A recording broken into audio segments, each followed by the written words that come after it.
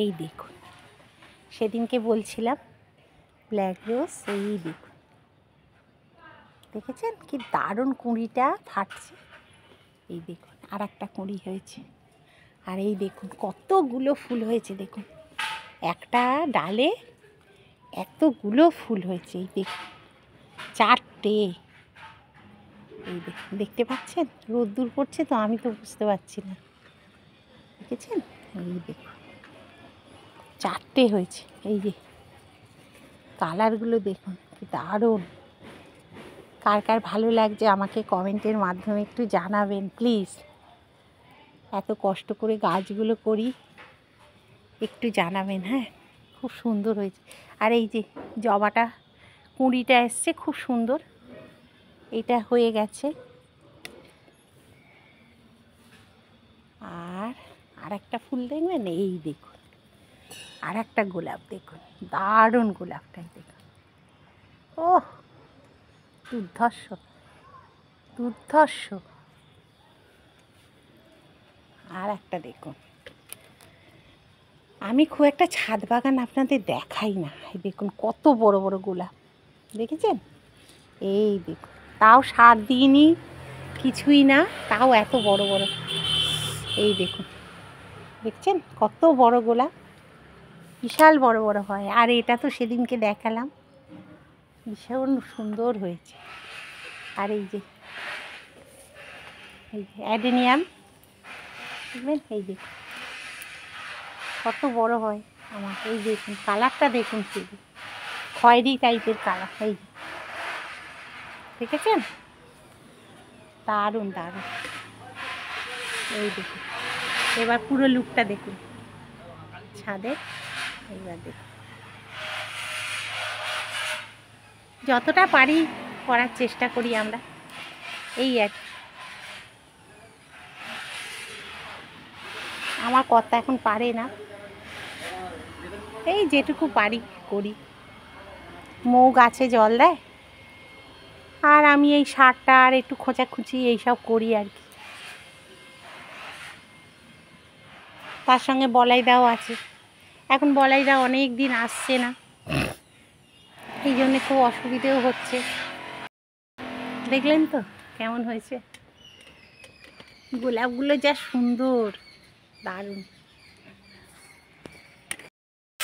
Hello বন্ধুরা, good evening. আবার চলে এলাম সন্ধেবেলা, একেবারে খাওয়া দাওয়ার পরে একটুখানি এখন একটু চা খাবো। আর এখানে বসিয়ে দিয়েছি আলুর তরকারি, রাত্রিবের হবে। একদম প্রেশার কুকারে আলু আর টমেটো দিয়ে আর একটু পাঁচফোড়ন দিয়ে নুন চিনি দিয়ে বসিয়ে দিলাম, হলুদ দিয়ে। এই হবে আজকের রাত্রিরের আমার আর মৌয়ের রুটির সঙ্গে খাওয়া হবে। আর ছেলে আর ওর বাবা খাবে ভাত, কেন মাছের ঝোলটা রয়েছে, তারপরে আরও টুকটাক এটা ওটা রয়েছে। ছেলে বলল ভাত খেয়ে নেবে। আর আমার কর্তার পেটটা গন্ডগোল করেছে, ভালোই গন্ডগোল করেছে। অ্যান্টিবায়োটিকগুলো খাচ্ছে তো, ডাক্তার দিয়েছে, মানে দিয়েছিল, সেইগুলোর জন্যে এখন একটু উল্টোপাল্টা কিছু হলেই আর কি এই রকম হচ্ছে। তাই সেই জন্যে আর কি ওকে রাত্রিরে আজকে দুটো ভাত দেব, অল্প করেই খাবে। আর আমার নাতনি এখানে দেখেছেন, এই যে দেখুন, ঘরের মধ্যে গরম তো। আচ্ছা বেবিকে নিয়ে এসো, বেবিকে আনতে যাচ্ছে না কি ও? ওই ওরে বাবা, ওর বেবি এটা। এই যে দেখেছেন, বেবির মুখটা দেখাও, কত সুন্দর বেবি তোমার। এই তো বেবি, বাহ খুব সুন্দর হয়েছে বেবির মুখটা। আর এই যে গাটা দেখবে, গাটা এই যে, বাহ ঠিক আছে, ওকে খাইয়ে ঘুম পাড়িয়ে দাও। হ্যাঁ না, যে জ্বর, তো জ্বর হয়েছে, আমি ডাক্তার কাছে নিয়ে যাচ্ছি। ও আচ্ছা ঠিক আছে, যাও যাও যাও সোনামা যাও। এখন ঘরের মধ্যে সেজে গুজে ঘুরে বেড়াচ্ছে, এই সব হয় আর কি, যা হয়। তাহলে বন্ধুরা, পরের দিন চলে এলাম সকালে। দেখুন তাড়াহুড়ো করে রান্না শুরু করে দিয়েছি। ছেলে অফিসে খেয়ে বেরোবে, বেরিয়ে গেছে, কিন্তু এটা আমি পরে রান্না করছি। দেখতে থাকুন, কেমন লাগে মতামতে জানাবেন। ডিমের ডালনা।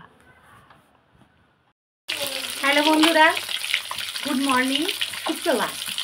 সবাই নিশ্চয়ই ভালো আছেন, আমিও ভালো আছি।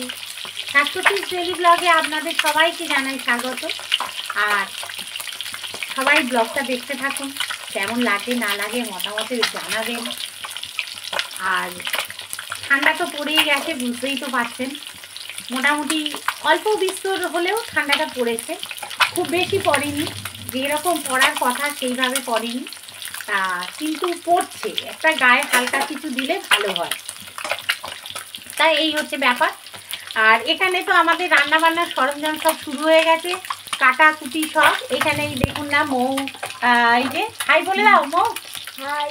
হ্যাঁ, আর এখানে ওই যে সবজি টবজি কাটছে আমার বড় হেল্পার, বুঝতেই তো পারছেন, ওই কাজকর্ম করছে। আর আর কী করবো বলুন তো, হাতে ব্যথার জন্য তো সব পেরে উঠি না, ও অনেক হেল্প করে দেয়, না হলে আমি তো সবসময় সব ব্লগেই গল্প করি জানি। হ্যাঁ, আর যাই হোক, এইবারে আমার রান্নাবান্না যেহেতু শুরু হয়ে গেছে, ছেলের খাওয়া হয়ে গেছে, ছেলেকে মৌ ডিম ভেজে দিয়ে দিয়েছে, আর ডাল ছিল ওটাও গরম করে দিয়েছে। আর ছেলের এমনি খাওয়ার কোনো ঝামেলা নেই, আলু ভাতে ডিম ভাতে দিয়ে দিলেও ও খেয়ে নেবে, একটু ঘি দিয়ে দিলেই হয়ে যাবে, এই হচ্ছে ব্যাপার। আর কারুরই ঝামেলা নেই খাওয়ার। আমার নাতনিরই একটু ঝামেলা বলতে, ও মাছ ছাড়া খেতে পারে না, মানে মাংস ছাড়া খেতে পারে না, এই হচ্ছে ব্যাপার। বাচ্চা তো, ও তো নিরামিষটা বোঝে না, এই ডাল আলু ভাতে তো ও বোঝে না, ও খেতেও পারবে না, এই জন্যে আর কি।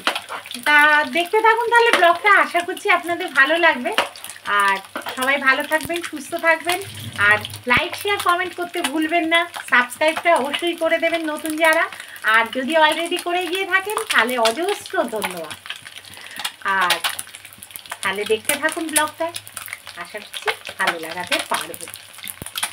আজকের মেনু হচ্ছে ডিমের ডালনা করছি, আর পালং শাক, বাবা গায়ে তেল ঠিক হয়েছে, পালং শাকের চচ্চড়ি করবো, আর হচ্ছে একটু টমেটো চাটনি।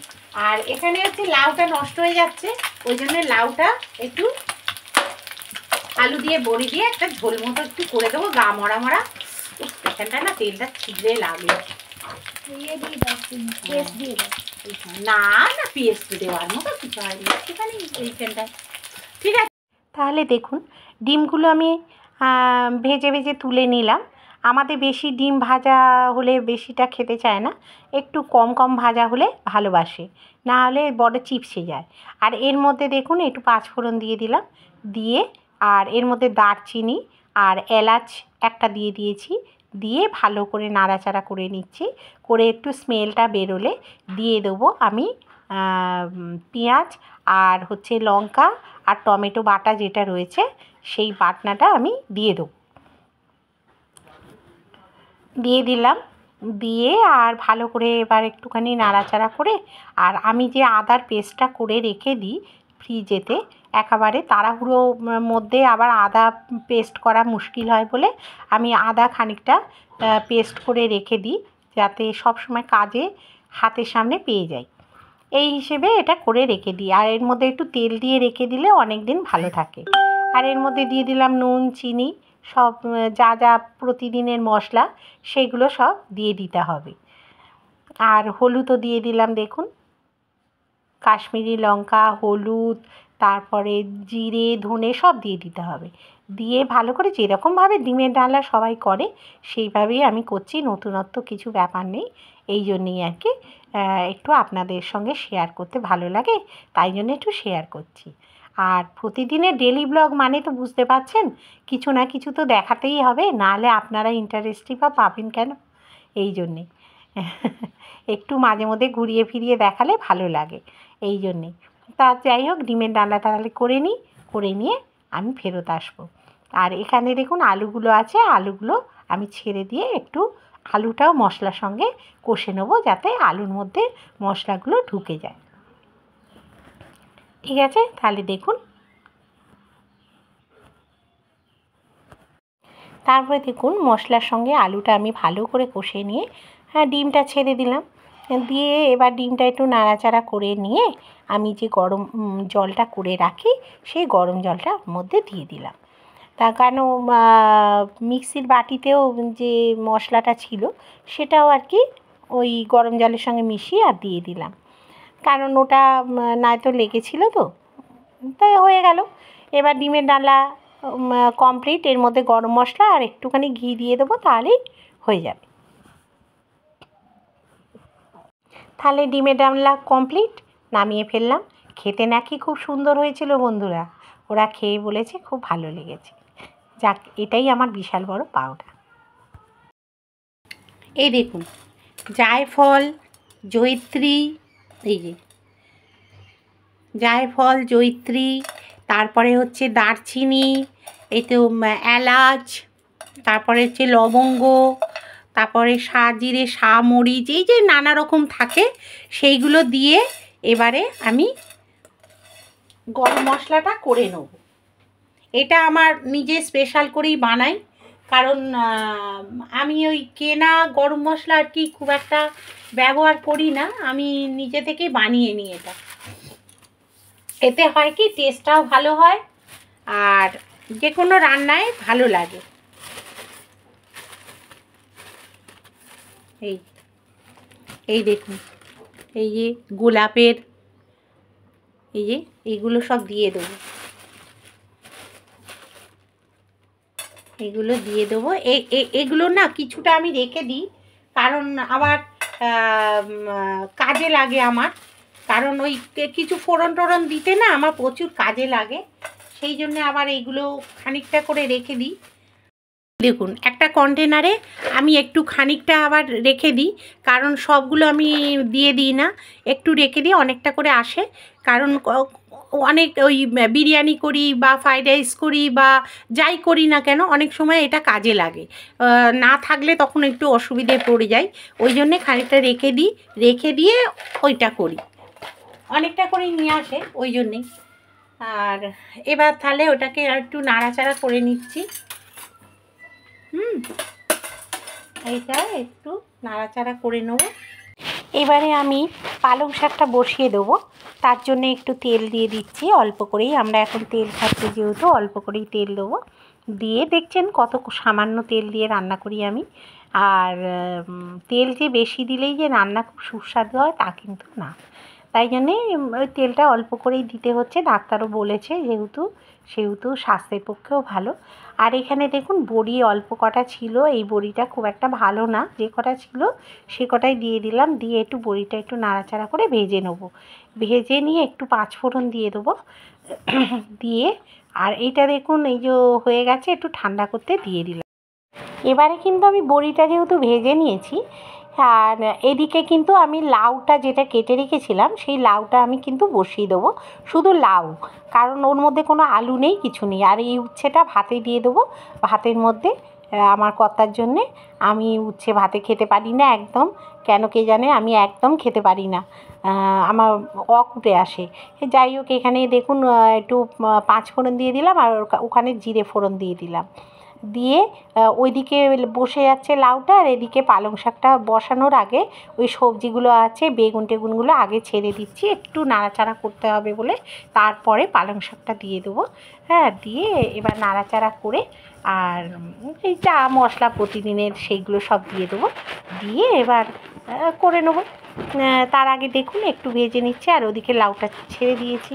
হ্যাঁ, লাউটা আমার কর্তা না ভীষণ ভালোবাসে, আর লাউটা নষ্ট হয়ে যাচ্ছিলো, আর একটু হলে শুকনো শুকনো হয়ে যাচ্ছিলো, তা লাউটা খাওয়াও দরকার, শরীরে জলের ঘাটতি অনেকটা পূরণ হয় ওই জন্যে। তা লাউটা ওদিকে নাড়াচাড়া করে নিচ্ছে, আর এদিকে দেখুন সবজিটাও হয়ে এসছে, তো এবার পালং শাকটা দিয়ে দেবো।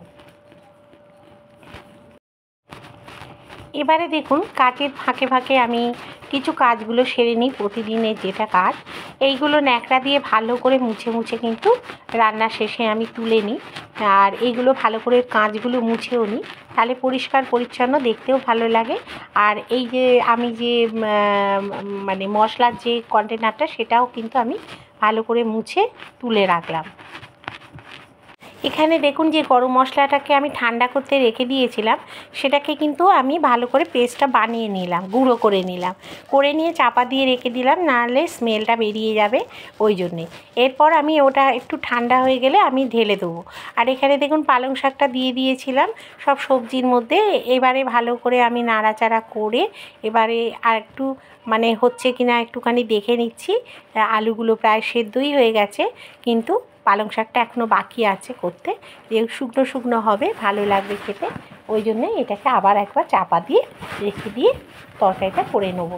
আর ওই দিকে দেখুন লাউটা প্রায় হয়েই বোধহয় এসছে, একবার চেক করে নেবো। চেক করে নিয়ে তারপরে নামিয়ে দেবো একটু গরম মশলা আর ঘি দিয়ে। ব্যাস, তাহলেই আমার রান্না ওদিকে কমপ্লিট হয়ে যাবে। আর এদিকে টমেটোর চাটনিটা বসিয়ে দেবো, ব্যাস হয়ে যাবে আজকের মতো রান্না। ঠিক আছে। আজকে রোদ্দুরটা খুব ভালোই উঠেছে, অসুবিধে নেই, জামা কাপড় সব শুকিয়েও যাবে। আর এদিকে তো দেখলেন আমার রান্নার কত দূর এগিয়েছে, মোটামুটি হয়ে গেছে। আর কালকের মাংস রয়েছে, কারণ নাতনিটার জন্য মাঝে মধ্যে একটু মাংস নিয়ে আসতে হয়। আর ওই মাংসটা রয়েছে, বাবা কি মশা দেখেছেন। হ্যাঁ, আর মাংস করতে হবে, মানে একটু গরম করে নেবো, ও মাংসটা খাবে। আর ডিম খুব একটা এখন ভালো আসছে না, আগে ডিম ডিম করে পাগল হতো নাতনি, এখন ডিম খুব একটা পছন্দ করছে না। তা কি করা যাবে। তাহলে বন্ধুরা দেখে নিন, মৌ এদিকে আমাদের একটুখানি আজকে ডিপ ক্লিনিং হচ্ছে, এগুলো পরিষ্কার করছে ও। আর এখানে আমি আপনাদের এইগুলো দেখাচ্ছি, দেখুন আমার নাতনি কতগুলো পুতুল কিনেছে। হ্যাঁ, এতগুলোর বেবি নাকি, সব বেবিগুলোকে এখানে সাজিয়ে রেখে দিতে হয়। হ্যাঁ, এখানে রেখে দিয়েছি। আর একটু গদ্দরগুলো একটু পরিষ্কার পরিচ্ছন্ন করা হচ্ছে। এই বালিশের ওয়ারগুলো খুলেছি, এইবার পরিয়ে দেবো এক এক করে, দেখতে থাকুন। না, চাদর কোথায় রাখছি দেখবেন আপনারা, দেখুন এই যে আলমারিতে একটুখানি জায়গা করেছি, করে ওই দেখুন চাদর, তারপর আমার এই যে এইখানে চাদর, মানে হাতের সামনে যাতে ঝট করে পেয়ে যায়। আর নাতনির এইগুলো কোথায় রেখেছি দেখবেন, দাঁড়ান দেখাচ্ছি। আপনারা ওইরকমভাবেই রাখবেন হাতের কাছে, যাতে ঝপ করে পেয়ে যেতে পারেন। এই যে আমার ছোট ক্যাবিনেটটা আছে, এই ক্যাবিনেটে আমার কর্তার আর কি জিনিসপত্র এই যে থাকে, লুঙ্গি, পাঞ্জাবি, সব রকম প্যান্ট ট্যান্ট এই যে এখানে থাকে ওর জিনিসপত্র।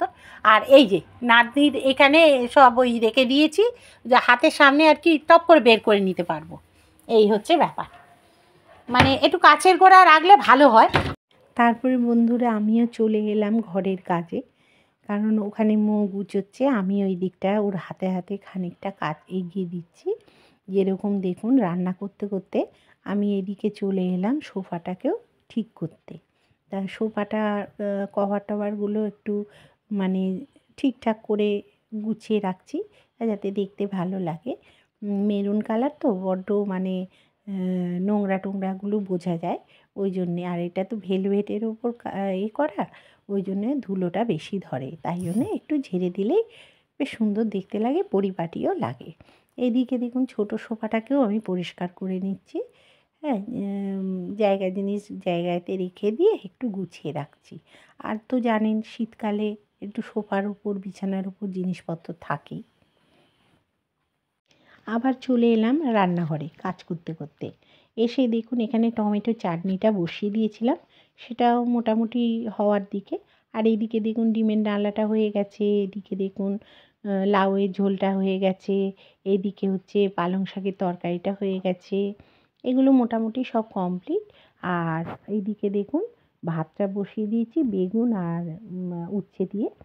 আর এখানে ভাত, এখানে মানে সব টেবিলে টুকটাক জিনিসপত্র রয়েছে। আর ফ্রিজেও দেখুন না অনেক খাবার দাবার রয়েছে, যেগুলো আবার গরম করে নেবো, তাহলেই হয়ে যাবে।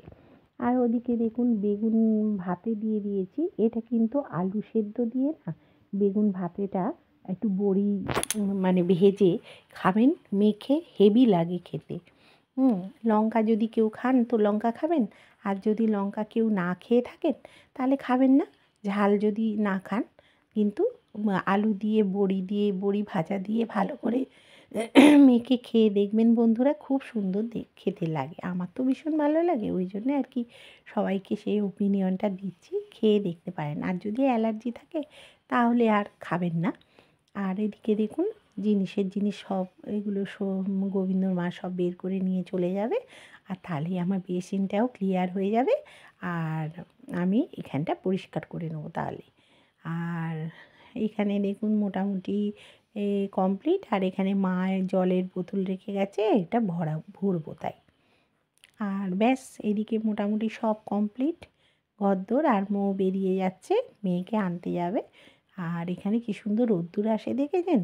আর এখানে হচ্ছে ঠাকুরের এই ফুলের মালার এগুলো রয়েছে, এগুলো ফেলে দেবো, বাসি মালা। আর ডিমগুলো ধুয়ে রেখে দিয়েছি, সেগুলো এবার তুলে দেবো।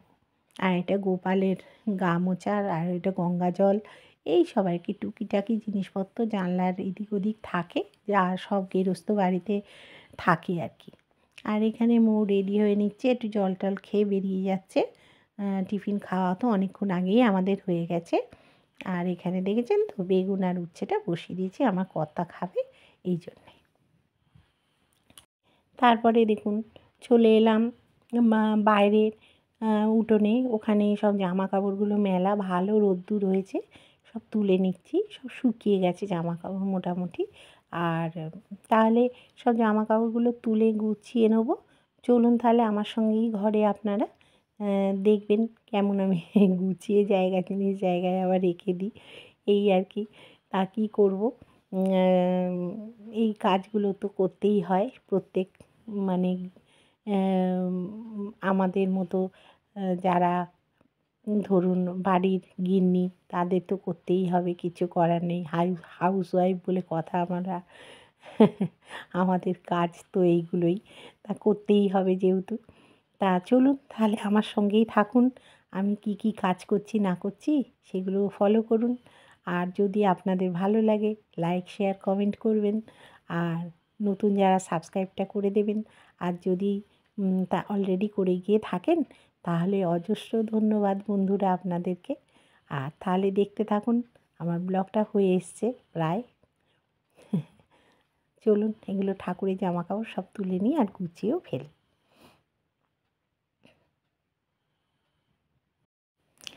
চলুন তাহলে সব গুছিয়েই ফেলি বন্ধুরা। আর গলাটায় না সর্দি এমনভাবে হয়েছে, আর গলাটায় এত ব্যথা না যে কি বলবো, ঠান্ডা লেগে গেছে। ঠান্ডা জলে স্নান করেছি একদিন, কারেন্ট ছিল না, ব্যাস। আর এখানে ঠাকুরের জামা কাপড়গুলো গোবিন্দ মা ধুয়েছে, ভালো পরিষ্কার হয়নি বলে একটু রেখে গেছি গোবিন্দ মায়ের ওপর, ঠিক করে মানে ধোউনি কেন এইসব বলছি আর কি। কাচার দায়িত্ব যেহেতু ওর ওইগুলো, সেহেতু ও তো পরিষ্কার করেই রাখা উচিত। তা যাই হোক, জামা কাপড়গুলো গুছিয়ে নিয়ে আবার জায়গার জিনিস জায়গায় রাখতে হবে। আর গোবিন্দ মায়ের ওপর রেখে গেছি, দেখুন না রেখে দিচ্ছি, এগুলো আবার ও কেচে দিয়েছে। আর এখানে যাই হোক জামা কাপড়গুলো গুছিয়ে নিই, তাহলে গুছিয়ে নিয়ে আবার ফেরত আসছি। শ্যাম্পু করার পর বন্ধুরা একদম চুলটা ভিজে অবস্থা আঁচড়াবেন না, এমনি স্কালটা নরম থাকে তো হয় কি চুল উঠে যায়। আগে তো জানেন শীতকালে তো ভীষণ চুল ওঠে, আর যতটা আমার কত চুল ছিল আপনাদের ধারণা নেই, প্রচুর চুল ছিল আমার। আমার এখন চুল দেখে বুঝতে পারছেন কি না জানি না, আমার প্রচণ্ড গোছ ছিল, আর কোচকানো এই কোমর অবধি এতখানি অবধি চুল ছিল। তা যাই হোক, সেই টাইফয়েড হতে দুবার পরপর টাইফয়েড হয়েছিল আমার। টাইফয়েড হতে একদম বিছানায় শয্যাশায়ী হয়ে গেছিলাম। আমার শাশুড়ি শুধু মাথায় জল ঢালতো, আর কিছু না, শুধু মাথায় জল ঢালতো। আমি শুয়ে থাকতাম, আর বাচ্চা তখন খুব ছোট জানেন তো, ভীষণ মানে শরীরটা মানে হয়ে গেছিলো একদম, মানে উঠে যেদিন বসেছি চোখে যেন ধোঁয়া দেখছি, এমন অবস্থা হয়ে গেছিলো। দুটো ডাক্তার মিলেও আমার জ্বর কমাতে পারছিল না। তারপরে ভীষণ অসুস্থ হয়ে পড়েছিলাম, তা সব চুল উঠে গেছিলো। উঠে না পুরো ধরতে গেলে এই ভেতরের স্কালগুলো সব দেখা যাচ্ছিলো, মানে এমন হয়ে গেছিলো। তা একজন ডাক্তার, বড় ডাক্তারই ছিল, আমার ছেলেকে আর কি দেখাতে নিয়ে যেতাম ওনার কাছে। তা ওনাকে বললাম যে ডাক্তারবাবু দেখুন আমার চুল না সব উঠে যাচ্ছে।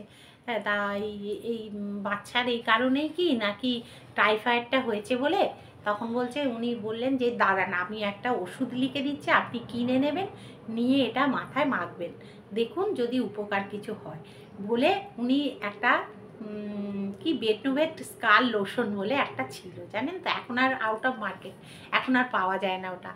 আর তা নয়তো তো খুব উপকার দিত আমার। এখন যা চুলটা উঠে যাচ্ছে, প্রচুর মানে উপকার হতো। তা যাই হোক, সেটা দিয়ে একটা লোশন এরকম চিপে চিপে চিপে চিপে এরকম করে লাগাতে হতো। হ্যাঁ, আর লাগিয়ে আর ওই রেখে দিতে হতো, সারা রাত্রি রেখে দিয়ে পরের দিন শ্যাম্পু করে নিতে হবে। এই রকমভাবে করে করে করে করে আমার কত এরকম মানে কুচু কুচু চুল না, এরকম মানে কাঁটা কাঁটা কাঁটা কাঁটা ভর্তি হয়ে গেছিলো মাথায়। তারপরে সেই চুল তারপরে আস্তে আস্তে হয়ে তারপরে মোটামুটি হয়েছিল। তা সেই চুল তো আর নেই, সেই চুল আর কোনো দিন হবেও না, কারণ প্রচুর চুল ছিল আমার।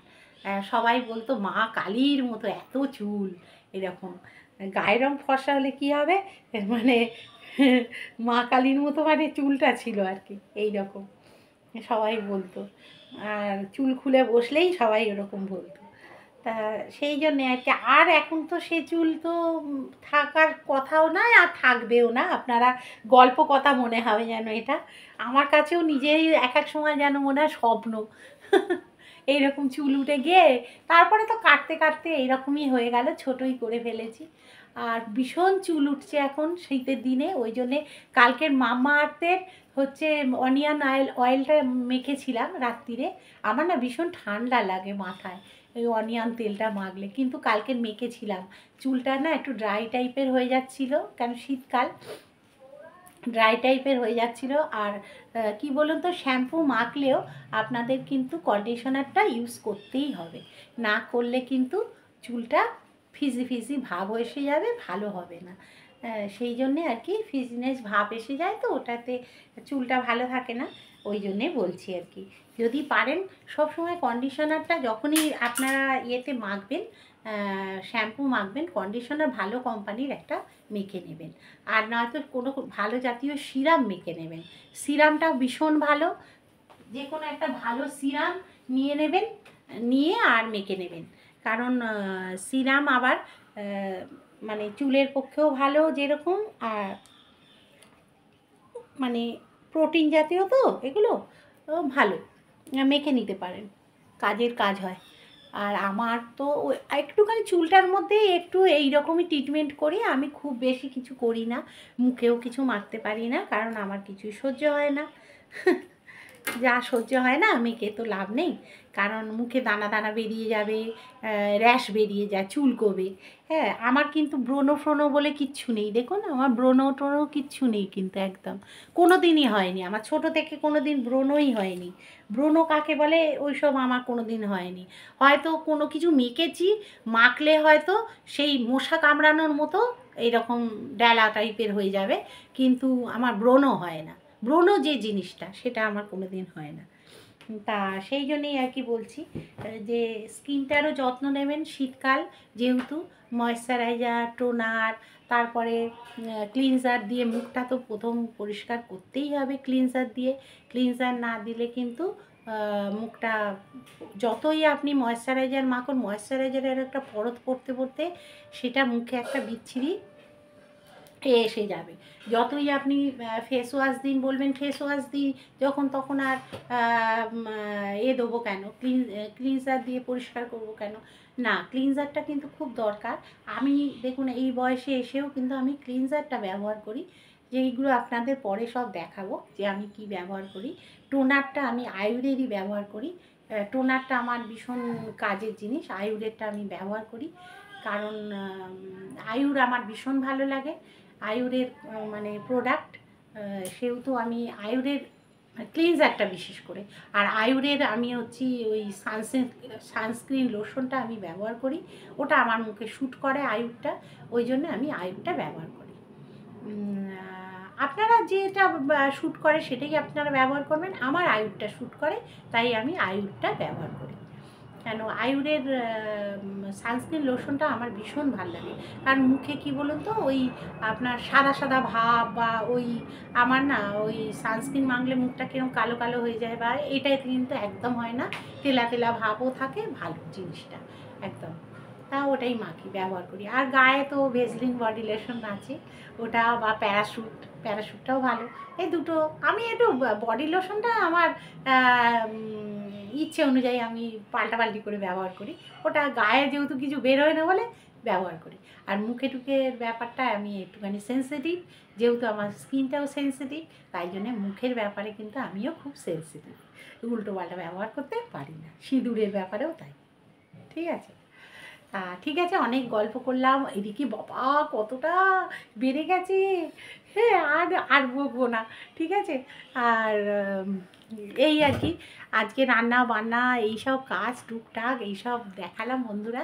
আর আরেকটা ব্লগ এর ভেতরেই আরেকটা যুক্ত করব বলে ওই জন্যে আর কি আর ব্লগটা বাড়াচ্ছি না। তারপরে আপনারা ওটা দেখবেন, হ্যাঁ, যে কেমন হয়েছে, ঠিক আছে, কেমন হয়েছে। আপনারা আমাদের কর্তাকে দূর থেকে আশীর্বাদ করবেন যেন ও এগিয়ে যেতে পারে অনেকটা, কারণ বয়স হয়ে যাচ্ছে আমাদের সংসারটা চালাতে হয় এইভাবেই, চাকরি করতেও সবই, কিন্তু এখন যেহেতু রিটায়ার হয়ে গেছে এখন তো সংসারটার জোয়ারটা বেশি, ওই টাকায় তো আর হয় না। ওই জন্য আমাদের একটা দোকান করতে হয়েছে। এটা কিন্তু আমরা লিজ নিয়ে করছি, আমরা কিন্তু ভাড়া নিয়েই করছি, কারণ কবে আবার দোকান ছেড়ে দেবো তার তো ঠিক নেই। দোকান কেনার মতো ক্যাপাসিটি এখন নেই। মাঝখানে কিনবো বলে ঠিক করেছিলাম, কিন্তু এই হার্টের প্রবলেম হয়ে যেতে অনেক টাকা খরচা হয়ে গেছে। ওই জন্য কথা আর মানে করতে পারছে না, বেয়ার করতে পারছে না। ওই জন্যে আর কি এই দোকানটা কালকে উদ্বোধন হলো, তা সেই ব্লগ মানে ভিডিওটা আপনাদের এরপরে ছেড়ে দেবো। ওই জন্যেই আর কি এই আজকের হচ্ছে রান্না বান্না সকালের কাজ বাজ এই হয়েছে। আজকের আর ব্লগটা এর বেশি বাড়াবো না, বুঝেছেন তো। আর কারণ ওটা যুক্ত করলে অনেকটা বেড়ে যাবে, ঠিক আছে। তাহলে দেখবেন কিন্তু, হ্যাঁ, দোকানটা আমাদেরই মানে মালঞ্চ বাজারের ওপরই করা হয়েছে, দোকানটা নেওয়া হয়েছে। তা ও এখন একাই করছে, আর সব হেল্পাররা আমার ভীষণ করেছে বন্ধুরা, এখানে বলার কিচ্ছু নেই।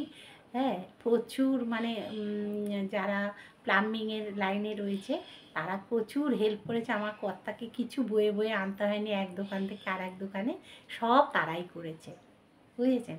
সবই ওপরওয়ালার আশীর্বাদ, যেটুকু করতে পেরেছে। আর মালঞ্চ এসে ওর মনটাও খুব ভালো হয়েছে, কাছের গোড়ায়।